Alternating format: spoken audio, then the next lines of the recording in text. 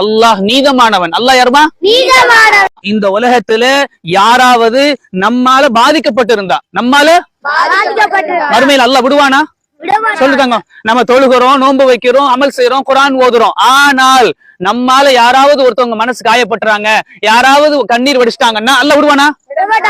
சொன்னாங்க நபி ஸல்லல்லாஹு அலைஹி வஸல்லம், கொம்பு உள்ள ஆடு, இங்க பாருமா, அல்லாஹ் இந்த அளவுக்கு நீதமானவன்.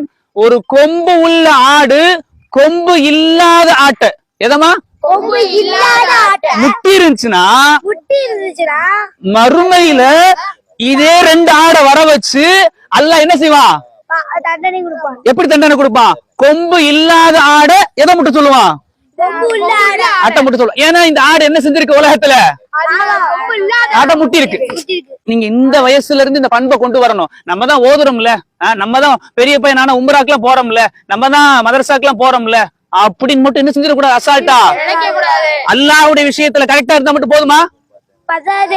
மற்றவர்களுடைய விஷயத்துல என்ன செய்யணும்? நாம கரெக்டா நடக்கணும். யாருக்குமே துன்பம் தராமல் இருக்கிறதுக்கு பேர் தான் இஸ்லாம். எப்படி? யாருக்குமே துன்பம் தராமல் இருக்கிறதுக்கு பேர் இஸ்லாம்.